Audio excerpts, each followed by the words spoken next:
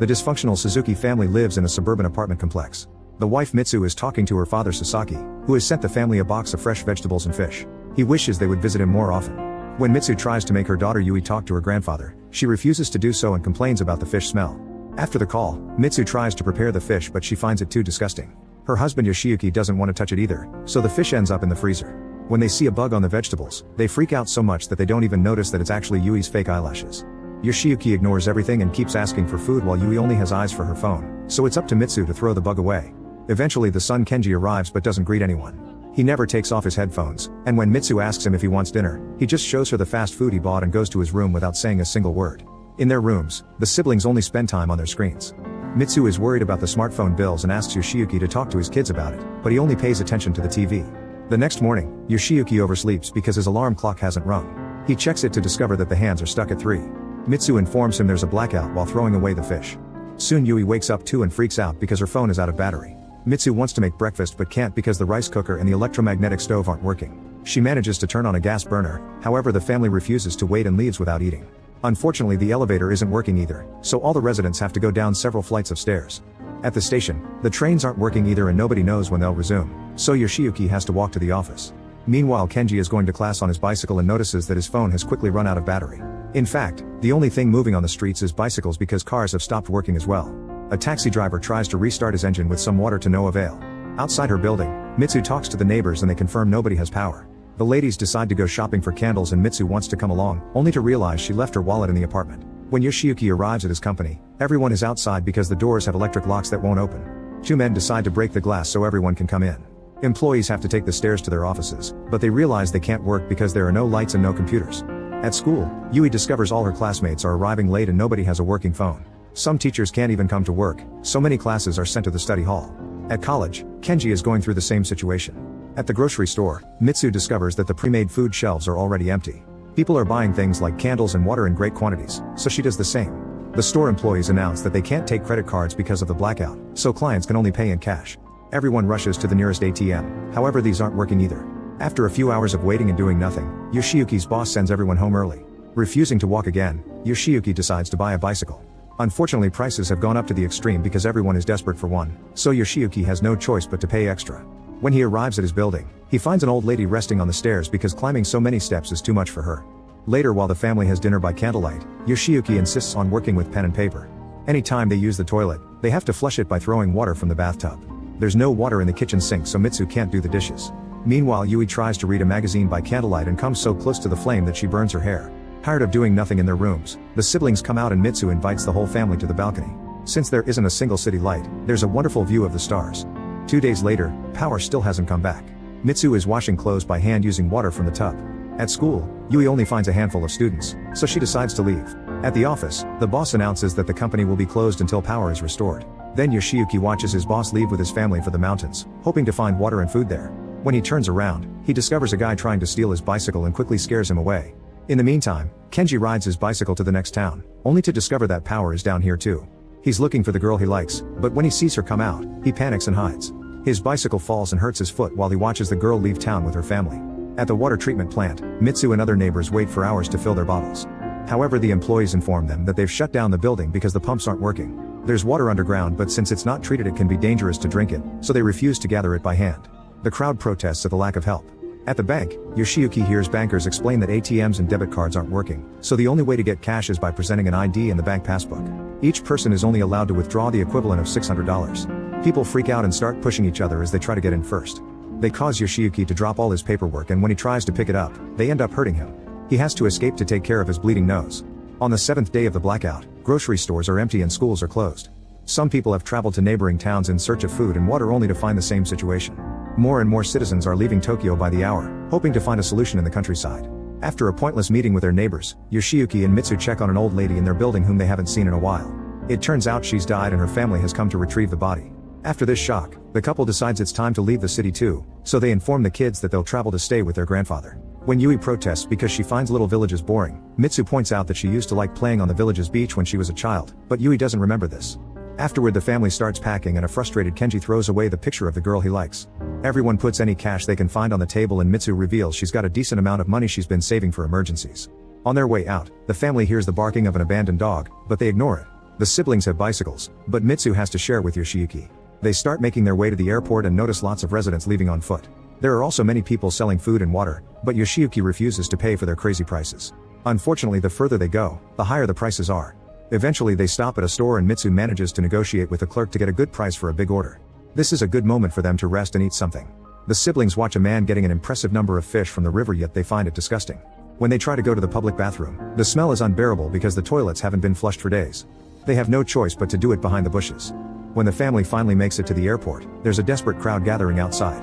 The planes aren't working either, and the cops try to put up a barrier to keep people away. Half of the crowd gets angry and attacks the officers while the other half walks away. In the evening, the family decides to stay at the closest motel and has to pay too much for the room. Yoshiyuki announces they'll travel to the village by bicycle and Yui spends several minutes complaining about it. The next morning the siblings break into a library to get a map, but all of them are gone except for one for kids. Kenji does some calculations and concludes it'll take them a month to reach the village by bicycle. Meanwhile, Yoshiyuki and Mitsu are looking for a bicycle for her and find one outside a rice store. The clerk isn't taking cash or expensive objects, she only exchanges rice for water or other food. The couple convinces her to give them the bicycle and a bag of rice in exchange for some bottles of alcohol. When the family finally leaves, they keep encountering closed roads, and Yoshiyuki concludes that the kitty map is useless. Then they decide to take the expressway, since nobody is asking for money at the booths. On the highway, they discover hundreds of people leaving the city. Sometime later they stop to rest at a mall, but the doors are locked so they have to camp outside. When a desperate couple asks them if they have water to share, Mitsu hides their bottles and Yoshiyuki tells them they don't have any left. That night, the family has trouble sleeping because it's very cold. Kenji discovers a guy stealing their water and immediately runs after him, following him into a tunnel. When he's about to attack, he notices that the robber has a baby, so he lets him have the water.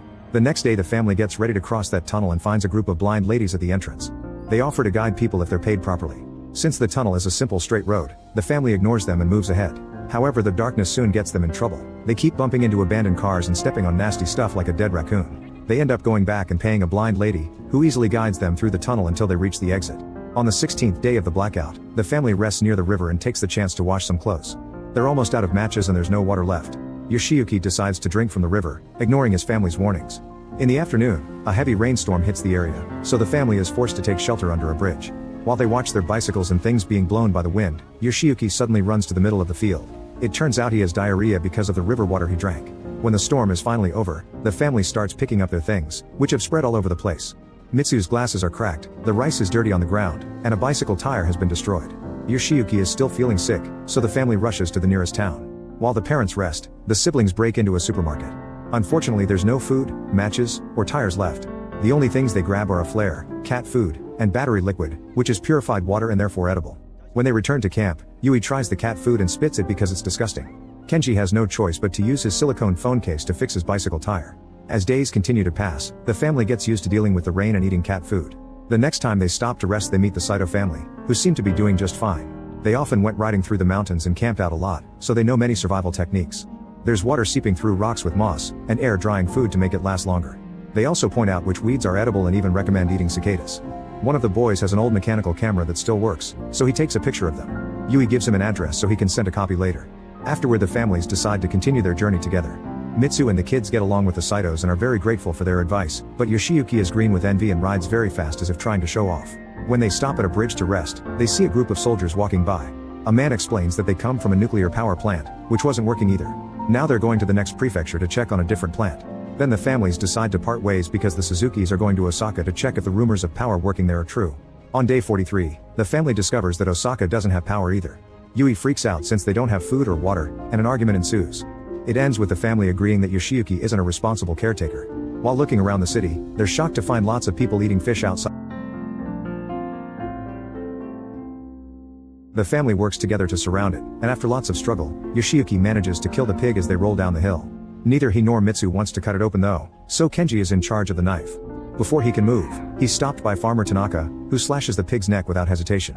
Afterward the family drags the dead pig to Tanaka's house, where they can drink water from a well. Tanaka explains that his electric fences stopped working, so all his pigs ran away.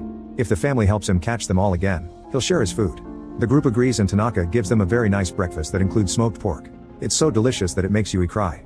After a neighbor comes by to drop some vegetables, Tanaka forces the family to help him butcher the pig. They're pretty disgusted but push through it for the sake of survival. This usually takes Tanaka a lot of time, but now the process is going faster thanks to all this help.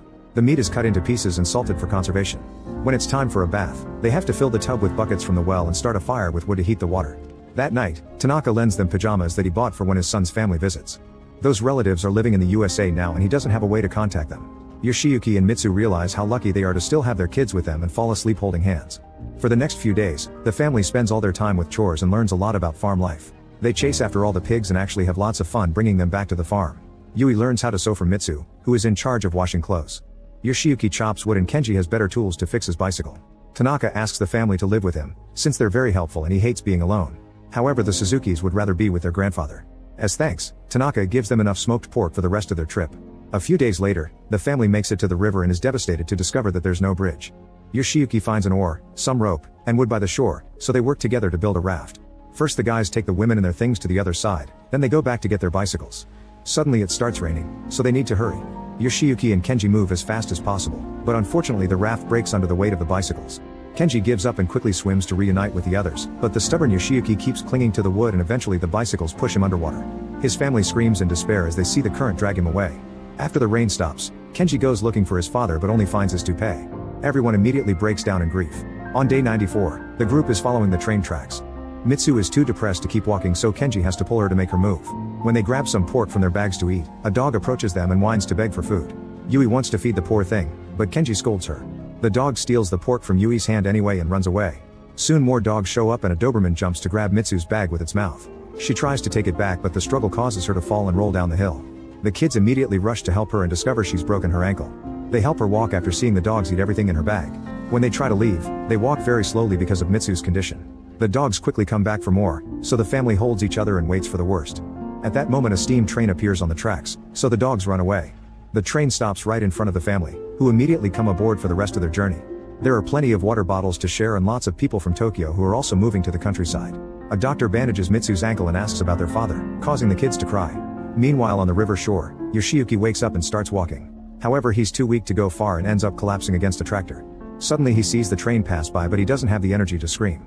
Luckily he still has the flare in his pocket and manages to light it up just in time. Mitsu sees him and immediately makes the train stop so the kids can run to reunite with their father. Later on the train Mitsu gives Yoshiyuki his toupee, but he throws it away. When the train goes through a tunnel, the engine smoke enters the cars through the windows and leaves everyone coughing. It also makes their faces black, causing them to laugh. On day 108, the family finally makes it to the village and meets with Sasaki, who can't believe he's finally being visited. 2 years and 126 days later, the Suzukis are happy in their new farm life. They fish, sow, and enjoy the vegetables they planted themselves. One morning, Yoshiyuki is awakened by a strange sound. He leaves the house to follow it and discovers an alarm clock ringing in a storage house. Suddenly the village's speakers start playing music and all the neighbors come out to look at the streetlights again. A few days later, all the original Tokyo residents are back in the city.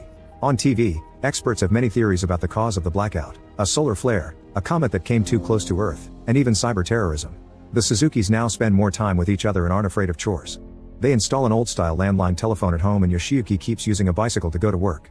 When the mailman brings them a letter, they're delighted to find the picture the Saito boy took of them on the road. Make sure to subscribe and turn on notifications so you can watch more videos like this. Thanks for